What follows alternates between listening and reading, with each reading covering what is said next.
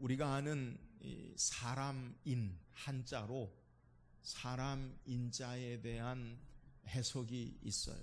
여러분 잘 알듯이 우리가 시옷, 한글로 시옷에 해당하는 것처럼 보이는 이 사람인자에 대한 해석이 우리가 아는 상용 문자로 중국에서 사람이 구부려 일하는 모습을 본따서 그게 사람인자다 이렇게 해석하는 것이 일반적인데, 또 다른 이 사람인자 해석이 있죠. 그것은 사람과 사람이 서로 기대어 있는 모습, 이것이 바로 사람이다. 그래서 사람인자를 그렇게 해석하기도 해요. 저는 목사로서 개인적으로 이 사람인자에 대한 해석을 한다면 후자, 사람과 사람이 서로 기대어 있는 모습, 그것이 바로 인간, 사람이다라고 그렇게 말씀드릴 수 있어요. 이유가 뭡니까? 우리는 사람은 누구나 혼자 살 수 없기 때문에 그래요. 우리는 살아가면서 누군가에게 도움을 받기도 하고, 또 이제 어느 정도 되어서 누군가에게 도움을 주고 영향을 주는 그러한 삶을, 인생을 살아가요.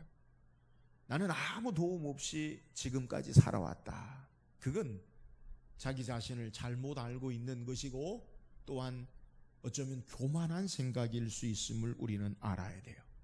우리가 어려서 어떻게 살아왔습니까? 부모의 도움으로, 형제의 도움으로 우리가 살아오죠. 우리가 이 세상에 태어나면서부터 자기 힘으로 모든 것을 행하면서 살 수 있는 인생은 없어요.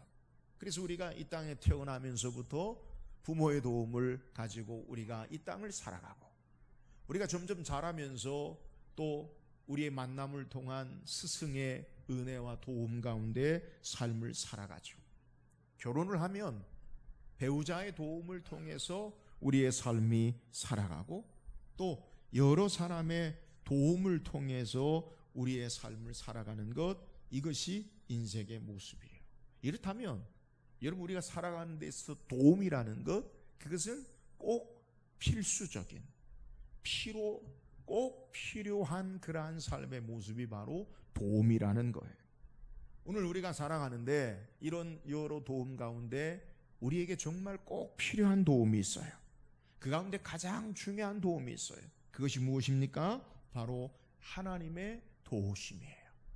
하나님이 우리를 도와주지 않으신다면 우리는 단 한순간도 호흡할 수 있거나 살아갈 수 없기 때문에 그런 거예요.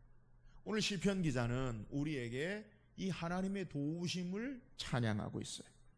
하나님께서 어떻게 도움이 되신다라고 고백하고 있느냐?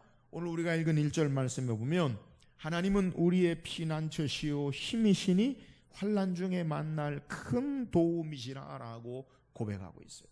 하나님이 어떻게 도움이 되세요? 하나님은 우리의 피난처요 힘이시고, 그래서 환난 중에 만날 큰 도움이시라. 오늘 이 시편 46편 우리가 말씀을 읽은 이 환난 중에 큰 도움이 되신다라는 이러한 삶을 실제로 경험한 사람이 있어요. 우리가 아는 16세기 종교개혁을 했던 마틴 루터예요. 마틴 루터는 사람이 우리의 행위로, 돈으로 천국을 사고 신앙의 삶을 사는 것이 아니라 오직 하나님의 은혜로 우리가 하나님의 구원의 도우심을 받는 것이다 라고 그렇게 알고, 당시에 성당을 짓기 위해서, 교회를 짓기 위해서, 또 돈으로 연옥에서 천국으로 올라가는 그러한 잘못된 교리에 대해서 그는 과감하게 이신칭의, 오직 믿음으로 우리가 구원 얻고 하나님의 자녀됩니다 라고 할 때에 타락한 교황청과 여러 종교 지도자들에 의해서 어려움을 당해. 그는 하나님의 종으로, 신부로서 파문당하는 위기에 처하는, 여러 가지 어려움 당하는데 그는 이 시편 46편을 통해 하나님은 우리의 힘이시요 도움이시니 환난 중에 만날 큰 도움이시다라는 이 시편을 읽고 암송하고 그러면서 지은 찬양이 찬송가 585장, 내 주는 강한 성이요 방패와 병기 되시니 큰 환난 가운데 도움이시로다. 이 찬양, 이 시편을 통해 그가 어려움을 이겼다라는 것은 이미 우리에게 기독교적으로 알려진 사실이에요. 오늘 하나님은 우리의 피난처와 도움이 되심으로, 힘이 되심으로 큰 도움 되신다라고 오늘 성경이 우리에게 소개하고 있어요. 오늘 말씀을 묵상하면서 하나님이 우리의 큰 도움 되시는 은혜의 역사가 저와 여러분에게도 고백되어지고 간증되기를 주의 이름으로 축원합니다. 시편 46편은 오늘 이스라엘의 레위 족속 가운데 이 제사장이었던 이 고라 자손 중에 제사장이 기록한 시로 그렇게 우리에게 알려져요. 그러니까 정확하게 이 시편을 지은 사람이 누구다라고는 알 수 없지만 레위 자손 중에 고라 자손 가운데 제사장 중에 한 사람이 이 시편을 기록했는데, 이 시편 46편이 기록된 시기는 언제냐면 이스라엘의 히스기야, 남쪽 유대 왕의 히스기야 시대에 아수르 왕 사네립이 18만 5천 명을 거느리고 이스라엘을 쳐들어와서 예루살렘을 포위하는 그러한 어려움 가운데 하나님의 구원의 도우심을 고백하고 찬양한 시가 이 시편 46편의 배경이라는 거예요. 성경에 보면 열왕기하 19장에 보면 이스라엘의 남쪽 유대 히스기야 왕 때에 아수르 왕 사네립이 18만 5천 명을 거느리고 이 예루살렘을 포위해요. 그리고 하나님을 조롱하고 이스라엘을 조롱해. 근데 문제는 뭐냐? 이 히스기야 왕 때에 아수르 왕 사네립을 이길 만한 능력이 없다는 거예요. 전쟁을 치러야 되는데 전쟁을 치를 힘이 없다. 그럼 어떻게 됩니까? 그냥 패해야 되지요. 이 당시의 어려운 상황을 성경이 우리에게 기록하고 있는데 열왕기하 19장 3절에 보면 그들이 이사야에게 이르되 히스기야의 말씀이 오늘은 환난과 징벌과 모욕의 날이라 아이를 낳을 때가 되었으나 해산할 힘이 없도다. 여러분 얼마나 절망적입니까? 오늘은 어떤 날이냐? 환난과 징벌과 모욕의 날이다. 그러니까 이제 망한다는 거예요. 아이를 해산할 때가 되었는데 힘이 없다. 여러분 아이를 낳을 때 힘이 없으면 어떻게 돼요? 위중한 어려운 지경에 빠지지요. 이것이 바로 이스라엘의 히스기야 때 당한 그러한 모습이에요. 그런데 이 위기를 어떻게 극복합니까? 우리가 아는 대로 히스기야가 성전에 올라가서 아수르 왕 사네립의 선전 포고문을 하나님 앞에 읽어드리고 그의 국내 대신과 서기관을 선지자 이사야에게 보내어서 같이 기도해 줄 것을 하나님 앞에 기도해 줄 것을 부탁을 해요. 그리고 기도했더니 하나님께서 선지자 이사야를 통해서 응답하시는다. 오늘 아수르의 군대 18만 5천 명을 너는 내일 다시는 보지 않을 거다. 그리고 그 밤에 하나님의 사자가 18만 5천 명을 다 하나님께서 하나님의 사자를 통해 죽이시고 아수르 왕 사네립은 이 패한 결과를 가지고 자기 나라로 돌아갔다가 자기 아들에게 쿠데타로 죽임을 당하는, 그래서 하나님의 놀라운 도움의 역사를 경험하고 지은 시가 바로 오늘 시편 46편의 내용이에요. 이스라엘의 운명이, 민족의 운명이, 나라의 운명이 하루아침에 끝장날 것 같은 어려움 가운데서 하나님이 큰 도우심으로 말미암아 그들을 건지시고 구원하심을 고백하고 찬양한 시편, 이것이 바로 시편 46편이라는 거예요. 오늘 말씀을 통해서 구체적으로 하나님이 어떻게 큰 도움이 되셨는가, 이 말씀을 우리가 생각해보고 오늘 우리의 삶 가운데서도 하나님의 놀라우신 능력의 도움의 역사를 입는 귀한 은혜가 있기를 주의 이름으로 축원합니다. 그렇다면 어떻게 하나님의 큰 도우심의 역사를 경험하고 찬양할 수 있습니까? 오늘 본문 2절 3절을 다시 읽어봅시다. 2절 3절입니다. 시작. 그러므로 땅이 변하든지 산이 흔들려 바다 가운데 빠지든지 바닷물이 솟아나고 뛰놀든지 그것이 넘침으로 흔들릴지라도 우리는 두려워하지 아니하리로다. 자, 본문에 땅이 변하든지 산이 흔들려 바다 가운데 빠지든지 바닷물이 솟아나고 그것이 넘침으로 흔들릴지라도. 여러분 오늘 21세기에도 우리에게 정말 위협과 두려움이 대상이 되는 것은 자연의 변화, 이 자연의 힘에 대한 두려움을 우리가 말하지 않을 수 없어요. 우리 얼마 전에 태풍 링링으로 말미암아 교회도 피해를 입었는데 어떻게 할 수 없는 속수무책의 그러한 모습이. 여러분 고대 사회에서 이렇게 산이 흔들리는 지진이죠. 그리고 바닷물이 흘러 넘친다. 우리 해일처럼 쓰나미처럼 바닷물이 휩쓸고 가는 그러한 두려움 가운데서 어떻게 오늘 성경에 우리에게 소개할 때 흔들리지 않은 그러한 삶 가운데 두려워하지 않을 수 있느냐. 하나님이 힘과 도움으로 말미암아 두려워하지 않는 신앙의 모습을 우리에게 소개하는 거예요. 여러분이 엄청난 두려운 상황 가운데 어떻게 두려워하지 않는다는 겁니까? 어떻게 이 두려움 가운데 두려워하지 않는 신앙을 가질 수 있습니까? 앞서 설명한 대로 오늘 시편 46편의 배경이 되는 열왕기하에 보면 히스기야 왕 때의 선지자가 누구냐? 이사야 선지자예요.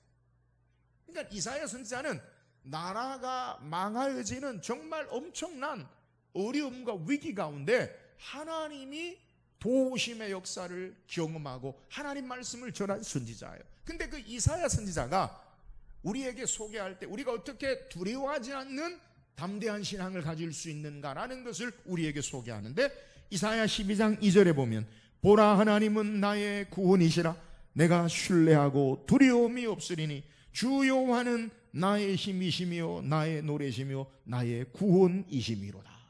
자, 오늘 시편 46편에 뭐라고 우리에게 소개하느냐? 하나님은 우리의 피난처요 힘이시니 환난 중에 만날 큰 도움이시라. 여러분, 동일한 거예요.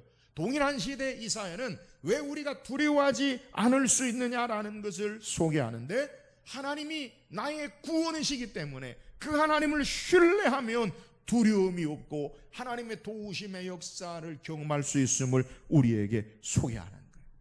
여러분, 우리가 어떻게 두려움 없이 우리의 삶을 헤쳐나갈 수 있습니까? 하나님이 구원 되시고 힘 되심을 신뢰하고 의지할 때에 담대한 신앙의 삶으로 두려워하지 않을 수 있음을 우리에게 소개하는 거예요. 반대로 하나님의 큰 도우심의 역사는 어떤 신앙의 삶으로 경험할 수 있느냐? 하나님이 우리의 구원 되시고 힘 되심을 신뢰하고 의지하는 자에게 하나님이 도움이 되심을 우리에게 증거하는 거예요. 사랑하는 여러분, 오늘 우리의 어떤 삶의 환경이나 형편의 모습일지라도 하나님이 우리의 구원 되심을 의지하고 하나님을 신뢰함으로 두려워하지 아니하고 담대한 신앙의 삶을 살기를 주의 이름으로 축원합니다. 마가복음 4장에 보면 예수님께서 제자들과 함께 갈릴리 호수를 건너는 가운데 큰 광풍을 만나요. 폭풍을 만나요. 근데 문제는 예수님이 그 배에서 주무시고 계세요. 제자들이 예수님을 깨우면서 예수님에게 말합니다. 선생님이요, 우리가 죽게 된 것을 돌보지 아니하시나이까? 예수님, 우리가 죽을 것 같아요. 죽는 상황이에요. 좀 어떻게 도와주세요 라고 할 때 예수님께서 깨어서 바람과 바다를 꾸짖으시고 잠잠하고 고요하게 하신 다음에 제자들에게 말씀하시기를, 마가복음 4장 40절에 어찌하여 이렇게 무서워하느냐? 너희가 어찌 믿음이 없느냐라고 책망하시는 것을 우리에게 소개하는 거예요. 여러분, 여기서 예수님 말씀하시는 믿음이 뭐예요? 주님 그 배에 함께 타셔요. 주님 함께 하면 그 배는 난파당하지 않음을 믿으시기를 주의 이름으로 축원합니다.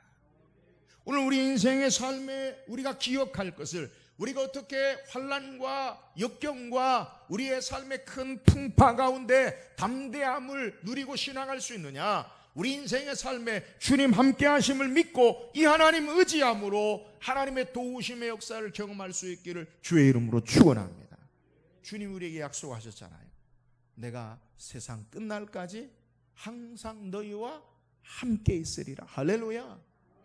여러분, 여러분의 인생의 삶의 배에 주님 함께 타고 계심을 믿으시고 세상의 여러 환난 가운데 두려워하지 아니하고 하나님을 신뢰함으로 하나님의 도움의 역사를 경험하고 승리하는 삶을 살기를 주의 이름으로 축원합니다.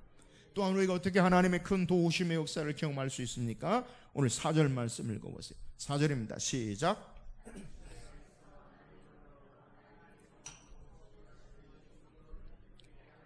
한 시내가 있어 나니 흘러 하나님의 성 지존하신 이의 성수를 기쁘게 하도다. 자, 오늘 본문에 오늘 1절에서 3절까지의 상황과 4절의 상황이 완전히 바뀌어요. 그렇잖아요? 우리가 방금 읽은 2절 3절의 상황을 보면 땅이 변하든지 산이 흔들려 바다 가운데 빠지든지 바닷물이 솟아나고 뛰놀든지 그것이 넘침으로 산이 흔들릴지라도. 그러니까 지금 막 천지가 개벽을 하는 도무지 여러 풍파와 어려움으로 정신없는 그러한 모습을 우리에게 소개하는데 4절에는 장면이 싹 바뀌어요. 뭐로 바뀌느냐? 한 시내가 있어. 여러분, 시내가 뭡니까? 우리는 이 시내를 하면 지금 막 바다가 넘치는 폭풍이나 막 지진으로 움직이는 그러한 자연보다 시냇물, 졸졸졸 흐르는 시냇물, 평온함, 뭐 이런 것을 우리가 연상할 수 있잖아요. 오늘 시편의 장면이 그쪽으로 바뀌어요. 일반적으로 시내를 의미하는 것, 우리가 말하는 시내, 우리는 시내라는 것이 어디에나 실개천이 있기 때문에 그것이 좋다, 중요하다, 뭐 그런 의미를 잘 몰라요. 근데 이스라엘에게 있어서 시내라는 것은 오아시스를 의미해요.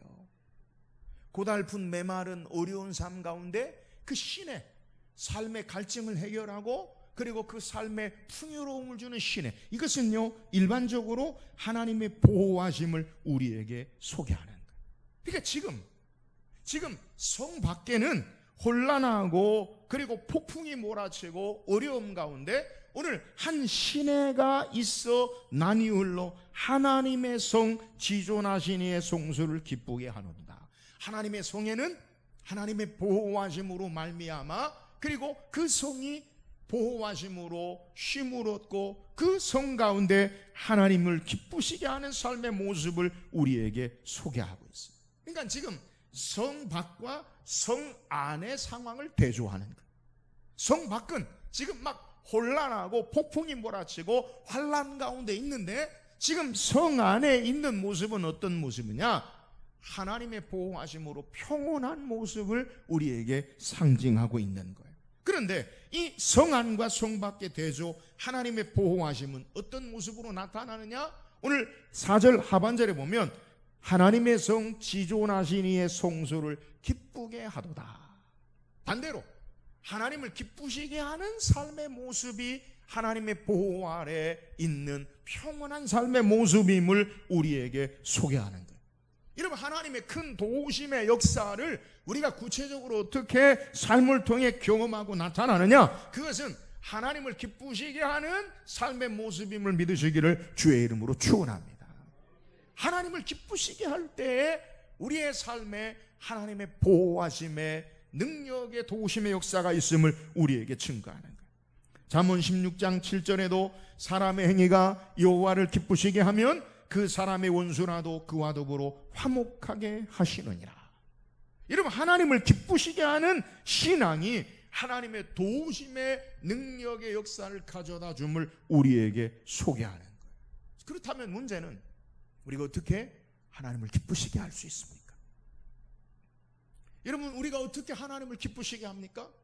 성경에 하나님을 기쁘시게 하는 삶의 모습을 우리에게 소개하는 성경이 있어요. 사무엘상 15장 22절에 보면 사무엘이 이르되 여호와께서 번제와 다른 제사를 그의 목소리를 청종하는 것을 좋아하신 같이 좋아하시겠나이까? 순종이 제사보다 낫고 듣는 것이 순양의 기름보다 나으니. 여러분, 하나님이 기뻐하시는 게 뭘까요? 오늘 사무엘은 순종이 제사보다 낫고 듣는 것이 순양의 기름보다 나은 줄을 왕이여 모르시나이까? 하나님은 순종하는 것, 하나님 말씀을 듣고 따르는 것을 기뻐하심을 믿으시기를 주의 이름으로 축원합니다. 여러분, 우리의 삶에 하나님을 기쁘시게 하는 삶은 순종하는 거예요. 그의 말씀을 따라 그의 말씀 앞에 우리의 삶이 있는 것, 이것을 하나님이 기뻐하신다는 거예요. 마태복음 8장에 보면 예수님께서 칭찬하시는 믿음의 모습을 성경이 소개해요. 마태복음 8장 예수님께서 내가 이스라엘 중에 아무에게서도 이만한 믿음을 보지 못하였노라 라고 칭찬한 주인공이 있어요. 누구냐면 로마 이탈리아의 군대 백부장. 왜 이렇게 예수님 앞에 칭찬의 삶의 모습에 그 예수님 앞에 칭찬받는 삶을 그가 들었습니까? 자기 종 하인이 중풍병이 걸려서 자기 종 하인의 병을 고쳐달라고 예수님께 왔어요. 예수님이 내가 가서 고쳐주리라. 그러니까 로마의 백부장이 예수님께 내 하인이 중풍병 걸렸습니다, 예수님 고쳐주세요 라고 하니까 예수님이 내가 가서 고쳐주리라. 근데 이 백부장이 뭐라고 이야기하냐면, 주여, 나도 남의 수하에 있는 사람이라 이더러 가라 하면 가고 오라 하면 오나이다. 내 집에 들어오심을 감당할 수 없사오니 주여 말씀만 하옵소서. 그러면 낫겠나이다. 여러분, 주님의 말씀으로 하나님의 권능과 능력의 역사를 따라 그대로 되어짐을 믿고 그가 고백하는 거예요. 예수님께서 칭찬하세요. 내가 이스라엘 가운데 이만한 믿음을 보지 못하였노라. 말씀대로 그 말씀 따라 순종하고 말씀의 능력과 권능 앞에 그 하인이 낳는 놀라운 역사는 이 백부장의 믿음을 통해서 내가 이만한 믿음을 보지 못하였노라 칭찬하시고 기뻐하시는 모습을 우리에게 소개하는 거예요. 사랑하는 여러분, 하나님을 기쁘시게 하는 신앙은 말씀 따라 순종하는 거예요. 오늘 우리의 신앙의 삶 가운데 말씀 앞에 그 어떤 것도 우선할 수 있는 것이 없어요. 말씀보다 앞서는 것이 없어야 돼요. 여러분, 우리는 살아가면서 말씀보다 내가 앞서잖아요. 말씀보다 돈이 앞서잖아요. 말씀보다 환경이 앞서잖아요. 말씀보다 우리의 상황이 앞서잖아요. 그게 아니라 말씀이 우리 앞에 있음을 알고 그 말씀 아래에 듣고 순종할 때 하나님 기쁘시게 하시고 하나님이 능력의 역사로 우리 가운데 도우시는 것을 성경이 우리에게 증거하는 거예요. 사랑하는 여러분, 순종함으로 말씀 앞에 겸손히 부부감으로 하나님을 기쁘시게 하는 하나님의 능력의 도움의 역사를 경험할 수 있기를 주의 이름으로 축원합니다. 또한 하나님의 큰 도움의 역사를 우리가 어떻게 경험할 수 있어요? 5절 말씀 우리 한번 읽어봅시다. 5절입니다. 시작. 하나님이 그 성중에 계심에 성이 흔들리지 아니할 것이라. 새벽에 하나님이 도우시리로다. 자, 하나님이 그 성중에 계심에 성이 흔들리지 아니할 것이라. 새벽에 하나님이 도우시리로다. 여러분, 하나님의 도우심의 역사는 어떻게 경험할 수 있느냐? 가장 핵심이 뭐냐? 하나님이 계셔야 돼요. 할렐루야. 하나님이 계신 곳에, 하나님 모신 곳에 하나님의 도우심의 역사가 있음을 우리에게 증거하는 거예요. 반복해서 우리가 읽은 7절에도 만군의 여호와께서 우리와 함께 하시니 야곱의 하나님은 우리의 피난처시로다. 만군의 하나님, 군대의 하나님, 전능하신 하나님이 함께 계시기 때문에 하나님의 도우심의 역사를 우리에게 소개하는 거예요. 여러분, 하나님이 함께 계시면 우리의 삶의 성이 흔들리지 않을 것을 믿으시기를 주의 이름으로 축원합니다. 하나님이 함께 계시면 그것이 우리의 피난처가 됨을 믿으시기를 주의 이름으로 축원합니다. 여러분, 가장 단순하면서도 명쾌한 명확한 중요한 진리가 뭐냐? 하나님이 함께 계시는 그곳에 하나님의 도우심의 역사가 있음을 오늘 성경은 우리에게 증거하는 거예요. 반대로 하나님이 계시지 않으면 하나님의 도우심의 역사가 우리에게 나타날 수 없음을 우리에게 말씀하고 있는 내용이에요. 오늘 본문에 하나님이 계시면 어떤 역사가 나타납니까? 오늘 시인은 뭐라고 고백하냐면 5절에 하나님이 그 성중에 계심에 성이 흔들리지 아니할 것이라. 새벽에 하나님이 도우시리로다. 여러분, 새벽에 도우시는 게 뭐예요? 하나님은 아침 일찍이 활동하십니다. 하나님은 아침에 우리를 도우십니다. 그런 의미가 아니에요. 여러분, 새벽에 도우신다는 말은 하나님이 밤이 있으면 곧 새벽이 오듯이 하나님이 신속하게, 하나님이 빠르게, 하나님이 반드시, 하나님이 분명히 우리를 도우신다는 거예요. 여러분, 밤이 지나가면 반드시 새벽이 와요. 하나님이 새벽에 도우신다는 것은 지금 우리의 삶이 흑암의 어두운 밤 같은 모든 것이 캄캄할지라도 반드시 새벽의 찬란한 빛이 우리에게 찾아오듯이 하나님 계신 그곳에는 환난을 이기고 하나님께서 승리케 하심을 믿으시기를 주의 이름으로 축원합니다.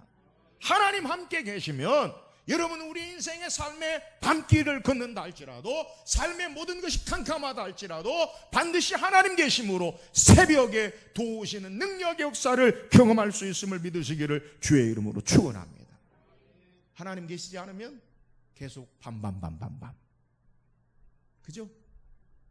하나님이 계시면 밤이 물러가고 새벽빛으로 다시 밝아오는 하나님의 능력의 역사를 경험할 수 있는 거예요. 오늘 우리가 우리의 삶의 모습 가운데 우리 가정과 직장과 생업과 교회에 하나님 모시고 살아야 할 줄 믿으시기를 주의 이름으로 축원합니다. 하나님이 계신 그 자리에 여러분 내가 있어야 돼요. 하나님과 함께 있어야 돼요. 하나님 함께 하면 우리의 삶이 아무리 어려워도 하나님께서 그 삶을 통해 반드시 선한 것으로 형통한 것으로 역사할 줄 믿으시기를 주의 이름으로 축원합니다. 성경을 통해 하나님과 함께한 사람을 꼽으라고 한다면 저는 주저하지 않고 요셉, 믿음의 족장 요셉을 여러분에게 소개하고 싶어요. 여러분 요셉은 어떤 삶을 살았어요? 요셉의 삶을 한마디로 이야기하면 창세기 39장 2절에 소개하기를 여호와께서 요셉과 함께 하심으로 그가 형통한 자가 되어, 여호와께서 요셉과 함께 하심으로 그가 형통한 자가 되었다. 형통한 게 뭡니까? 일반적으로 성공하다, 잘 되어지다, 발전하다, 전진하다, 이런 의미가 있어요. 여러분 하나님이 함께 하시니까 삶이 전진하고 잘 되어져. 근데 문제는 여호와께서 함께 하심으로 여호와께서 요셉과 함께 하심에 그가 옥에 있어도 감옥에 갇혔어도 여호와께서 요셉과 함께 하심으로 그가 형통한 자가 되었다. 동일하게 소개한다고. 여러분 감옥에 있는데 무슨 형통이에요? 여러분 삶의 환경이 아니라 하나님이 함께하는 것, 그것이 형통이요 성공이요 그것이 우리에게 잘 되어지는 것을 믿으시기를 주의 이름으로 축원합니다.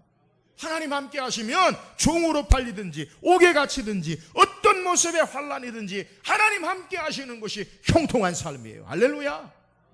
그것이 참된 삶의 우리의 신앙의 하나님의 도우심의 역사이기 때문에 그런 거예요. 아무리 우리의 삶이 화려하고 영광스럽고 모든 걸 갖췄어도 하나님 계시지 않으면 형통한 거 아니에요. 여러분 착각하지 마세요. 삶에 보여지는 것들은 언제든지 변해요.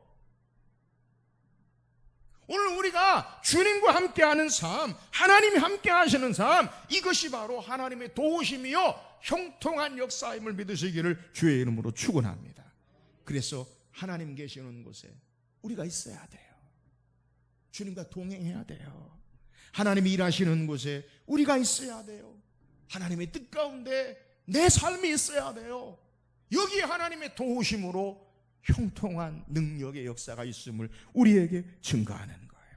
사랑하는 여러분, 날마다 하나님이 우리 가정에, 우리 교회에, 할렐루야, 우리의 모든 삶에 함께 하심으로 하나님의 도우심에 형통한 은혜가 있기를 주의 이름으로 축원합니다.